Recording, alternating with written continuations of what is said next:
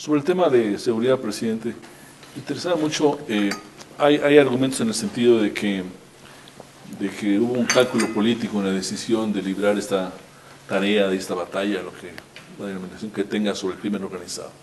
Sin embargo, muchos periodistas tenemos testimonio de consultas durante el periodo de transición, después de siendo presidente electo, de consultas con colombianos, por ejemplo. Alguna vez el general Naranjo de Colombia platicaba de una conversación, y también en otros países. ¿Cuándo tomó la definición y sobre qué diagnóstico de hacer de esta tarea parecería la principal prioridad de su gobierno? La verdad es que nunca tomé la decisión de ser la principal, pero ha venido siendo la tarea pues más destacada, ¿no? O la más visible, la más evidente, la más impactante por lo menos. En realidad, el factor detonante, digamos, del énfasis que puse en materia de seguridad fue a la hora, ya en transición, de ir recabando los reportes, las informaciones del comportamiento de las bandas criminales, y en particular las del caso de Michoacán. En la campaña me sorprendió en buenas partes del país el número de gente que se acercaba con un caso de un hijo desaparecido, asesinado, un empresario extorsionado, la impunidad con la que actuaban los criminales. Ya de hecho tenía una idea más o menos clara de ello, o una preocupación de ese tamaño. Yo recuerdo, por ejemplo, en 2 cierres de campaña, en el 2004, tanto en Sinaloa como en Tamaulipas, lo dije, y algún día voy a rescatar su discurso, pero dije, por ejemplo, en Tamaulipas, ¿no?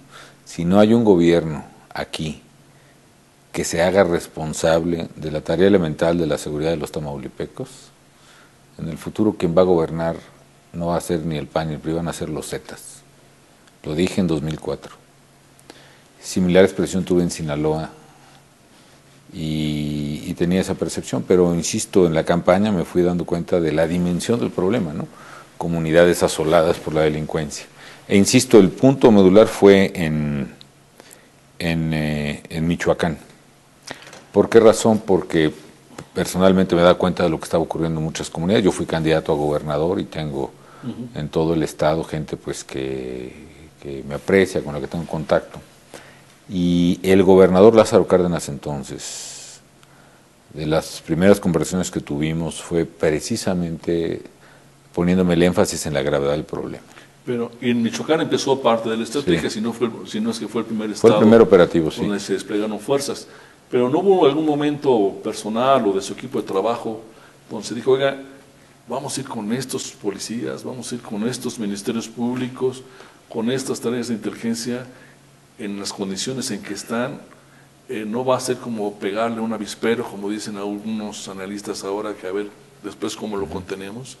No hubo un momento de decir, ¿qué ritmos va a tener esto? No, siempre valoramos los riesgos y los escenarios, Roberto, pero lo curioso de este tipo de cuestionamientos es, bueno, ¿y cuál es la alternativa, no? Es decir, vamos a suponer, como fue hecho, que calculamos. Mira, es importante revisar mi discurso del 1 de diciembre de 2006 en el Auditorio Nacional. Ahí dije varias cosas. La más importante que siempre he dicho es, desde ahí advertí que rescatar la seguridad pública de los mexicanos iba a implicar un gran esfuerzo y un gran sacrificio. Iba a costar dinero, que iba a costar tiempo, iba a ser una tarea que nos tomaría muchos años, y que iba a costar vidas humanas, como por desgracia finalmente ha ocurrido, pero que era una tarea inevitable, ¿no? Es decir, en el momento que se vislumbran los riesgos, el grado de corrupción de las policías, la falta de apoyo de ciertos sectores autodefinidos como pensantes, y otras, en fin, eran factores críticos. Pero ¿cuál era la alternativa? Pues la alternativa es, bueno, hay estos riesgos, entonces no te metas, entre comillas, que es el criterio que en muchas partes de México en muchos momentos se ha seguido. Pues en ese no te metas está, en ese pecado llevamos la penitencia. En ese no te metas es sobre el cual los criminales han construido verdaderos emporios. Hay que entrarle a enfrentar a la criminalidad. El evadirla no arregla los problemas de México, sino que los agrava. Y esa fue mi conclusión. Por ejemplo, hay quien compara, es que para el presidente Calderón es como la decisión de haber intervenido en Irak. Pues no, señor, como yo decía el sábado, el ejército mexicano, las fuerzas federales, ni están invadiendo un país extranjero, ni están buscando un recurso que no es nuestro. Estamos defendiendo nuestro territorio, estamos defendiendo el patrimonio de las familias. No hay alternativa más que combatir a la seguridad. La alternativa es abandonar a la gente a la suerte de los criminales, cosa que nosotros no íbamos a hacer. Y combatir a la criminalidad y proteger a la gente implica hacerlo con todos los riesgos inherentes a ello, ¿no? ¿No se siente a veces como una batalla en solitario? Es decir, yo percibo que a veces los gobernadores no dicen, bueno, es una tarea federal, ustedes saben, nosotros no nos metemos, el Congreso también por las mismas. Bueno, el propio ejército yo creo que es sometido a una presión de diversos órdenes, sin el marco legal para participar más francamente en esto, con alguna preocupación de consecuencias jurídicas o políticas en el futuro cercano. Y con mucho énfasis le preguntaría, ¿siente a la altura de este compromiso la participación de Estados Unidos? Hay mucha gente que dice, sinceramente yo lo creo, pero yo no tengo la responsabilidad de tomar definiciones, de que esta es una fórmula, la manera en que se combate el narco, es una fórmula creada por Estados Unidos, asumida por Naciones Unidas, con la visión de que combatámoslo militarmente para que se encarezca la droga y se disminuya el consumo, particularmente en los grandes mercados. No, a mí se me hace muy ilógica esa manera de razonar. No creo que sea una estrategia definida así por esa razón.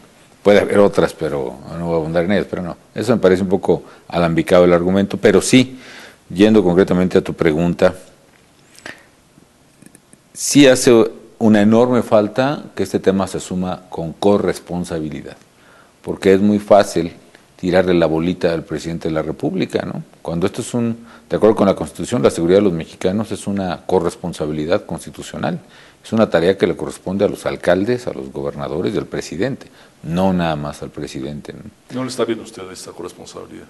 No en todos los casos, desgraciadamente. Me parece que si todos hubiéramos asumido con la misma entereza la tarea de enfrentar a la criminalidad, hace rato que estaríamos viendo un escenario mucho más alentador en México. Y no me refiero al crimen organizado nada más, ¿no? Hay que recordar, Roberto, que el robo constituye el 83% de los delitos que se cometen en México. La gente que sufre la criminalidad es la que le roban la cartera en el transporte público, es a la que se le metieron a su casa, es a la que asaltan en la calle. Y esa criminalidad poco o nada tiene que ver con crimen organizado y no se combate, ¿no? Pero no representa la amenaza al Estado que representa el crimen organizado. No, pero me parece que para el ciudadano común esa es la que más le afecta y esa es la que hay que combatir. E insisto, si todos hiciéramos un frente para combatir la seguridad, la inseguridad, para combatir la criminalidad, iríamos mucho más rápido. Pero ¿qué pasa? Que sale más rentable políticamente culpar de todo lo que ocurre al gobierno federal antes de asumir las responsabilidades o las corresponsabilidades propias. Este frente que se ha hablado varias veces de una convocatoria, de una coalición de esfuerzos, ¿qué ha fallado ahí? ¿Ha fallado la convocatoria del gobierno federal? ¿Hay una corresponsabilidad en ese fracaso, digamos, de acción conjunta? ¿O ve usted que es en los otros frentes donde no se ha estado a la altura de esta convocatoria? No, la hemos hecho y se han venido sumando afortunadamente muchos actores políticos y sociales, gente de la sociedad civil que están trabajando intensamente por ello, por empujarla, pero pues hay también una ilusión de responsabilidad, Roberto, ¿no? Que eso está fuera del alcance del propio gobierno federal. Y quizá nuestro sistema político carece del instrumental necesario para asignar costos y beneficios políticos adecuadamente. Pero, en fin, la verdad es que la voluntad del gobierno federal ha estado ahí presente, ¿no? Y la falta de respuesta, pues no es algo que se pueda imputar a quien convoca, sino a quien no responde. En este frente supondría, o en esta convocatoria supondría necesidad de una apuración de cuadros políticos de ciertos niveles. ¿De una qué, perdón? Una depuración. No, esa es una premisa mayor, ¿no? Básicamente yo creo que el esfuerzo institucional tiene tres grandes áreas, ¿no? Primero es combatir y enfrentar a los criminales, contenerlos, ¿no?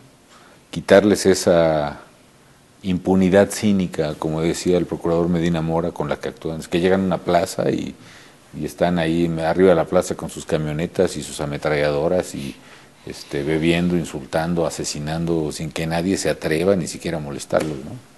Había que terminar con esa impunidad cínica, hacerles frente, contenerlos. En ello hemos avanzado muy bien. Lo habla, por ejemplo, así el hecho de que de la lista de los 37 más buscados que publicamos en 2009, ya hemos capturado o han fallecido resistiendo al arresto 20 de esos 37. El segundo elemento es el más importante, decía, que es el institucional. La clave es construir o reconstruir policías, ministerios públicos y jueces confiables y eficaces en todo el país, a nivel federal y a nivel de los estados. Me atrevo a decir que el día en que contemos con 32 policías estatales confiables y eficaces, ese día será el punto culminante y ese día será el que define el éxito de este esfuerzo, no solo del presidente, insisto, de México por la seguridad, y el tercer elemento es social.